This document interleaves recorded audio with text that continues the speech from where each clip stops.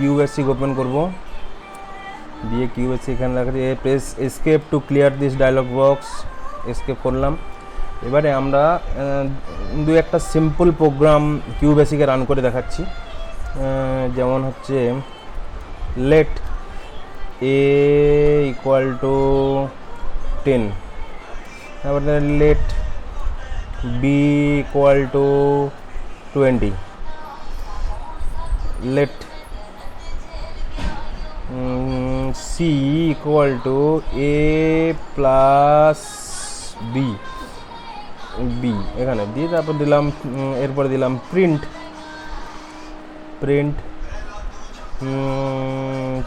C,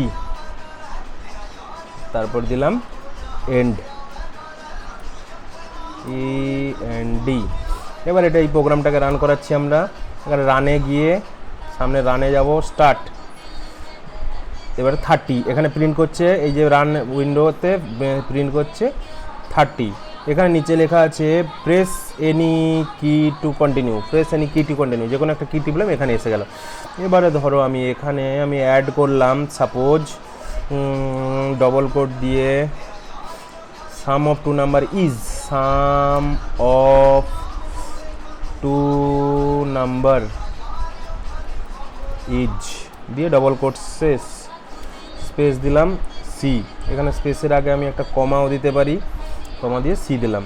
এবারে আমি একটা দিলাম রান স্টার্ট, এটাকে রান করাচ্ছি। তাহলে কি দেখাচ্ছে, ওই প্রথমবারে এসেছিল 30, প্রথমবারের আউটপুটটা 30 ছিল, দ্বিতীয়বারের আউটপুট দিয়ে sum of two number is 30। তার মানে কমা দিলে একটা ট্যাব, একটা নির্দিষ্ট স্পেসের পরে 30টা আসে। আমি যদি কমার পরিবর্তে এখানে এন্টার দিলাম এনি কি টু কন্টিনিউ, এখানে কমার পরিবর্তে আমি যদি এখানে সেমিকোলন দিই তাহলে কি চেঞ্জ হয় আমরা দেখব। ব্যাকস্পেস দিয়ে এখানে আমরা দিলাম সেমিকোলন দিয়ে আবার রান করাচ্ছি, রান স্টার্ট। তাহলে দেখাচ্ছে সেমিকোলন যদি দিই তাহলে একদম পাশাপাশি আউটপুটটা আসছে, পাশাপাশি। তার আগেরটাতে কমা দিয়েছিলাম, আউটপুটটা আসছে 30টা আসছে দূরে, আর একদম প্রথমবারে হচ্ছে 30। তা এরপরে আমরা যদি ধরি একটা প্রোগ্রামের এইখানে একটা উপর একটা লাইন এন্টার করি, লাইনটাতে লিখি সিএলএস দিয়ে আমরা এটাকে রান করাই, রান স্টার্ট। তাহলে দেখা যাবে আগের যে রানগুলো, এখানে যে আউটপুট লাইনগুলো ছিল সেই আউটপুট লাইনগুলো পরিষ্কার হয়ে গেছে। তার মানে সিএলএস এর পুরো নাম হচ্ছে ক্লিয়ার স্ক্রিন, মানে স্ক্রিনটাকে পরিষ্কার করে দেওয়া, নতুন আউটপুটের জন্য স্ক্রিনটাকে পরিষ্কার করে দেওয়া। তো এটা হলো। আমি যদি এখানে আরেকটা লাইন দিয়ে দিই, let D equal to B minus A, তারপরে আমি এখানে যে দিয়ে দিই, এখানে আরেকটা দিয়ে দিই প্রিন্ট ডবল কোট দিলাম ডিফারেন্স ইজ দিয়ে ডবল কোট, তারপরে সেমিকোলন দিয়ে আমি দিয়ে দিলাম ডি। তাহলে দুটো আউটপুট আসার কথা। তাহলে আমি এখানে রান করাবো, রান স্টার্ট। তাহলে দুটো, এখানে sum of two number is 30, difference is 10। তো এইভাবে আউটপুটগুলো আসছে। তাহলে এটা একটা সাধারণ সিম্পল প্রোগ্রাম গেল। তো এটাকে আমি এখানে সেভ করে দিলাম, file save as, file name drive, কোন ড্রাইভে আমরা সি কিউ বেসিকে হচ্ছে এটা হচ্ছে ফার্স্ট প্রোগ্রাম, এখানে দিচ্ছে সাম দিয়ে ওকে করে দিচ্ছি। তার মানে এটা হচ্ছে সাম প্রোগ্রাম।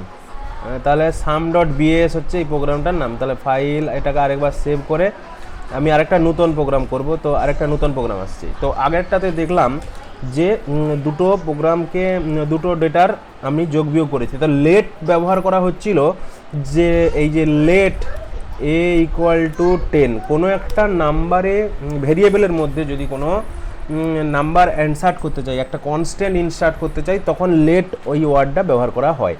আচ্ছা, এখন আমরা একটা অন্য টাইপের দেখছি, যে ইনপুট নেব, যে আমি কোনো পার্টিকুলার নাম্বার দেবো না, একটা ইনপুট দেব। তার জন্য আমি এখানে করছি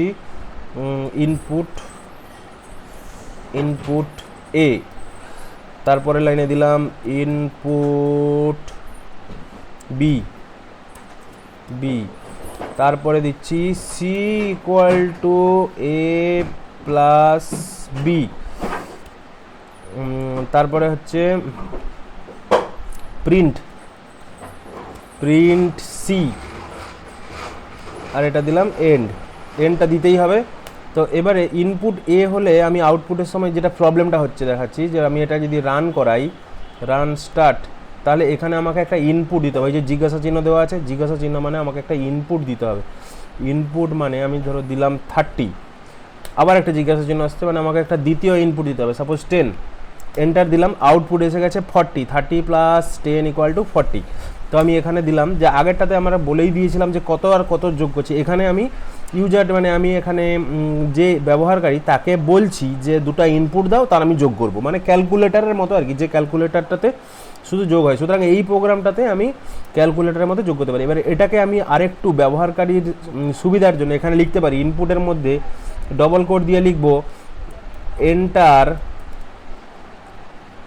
ফার্স্ট নাম্বার,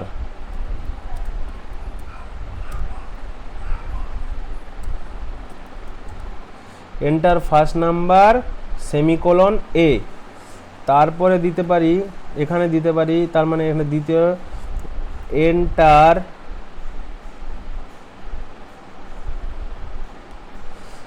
এখানে ডবল কোড দিতে হবে, এন্টার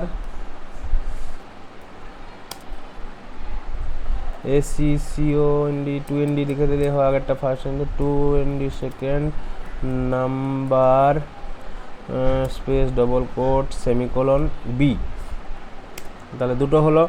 এবার এখানে print output is sum is, এখানে ডবল কোড হচ্ছে সাম ইজ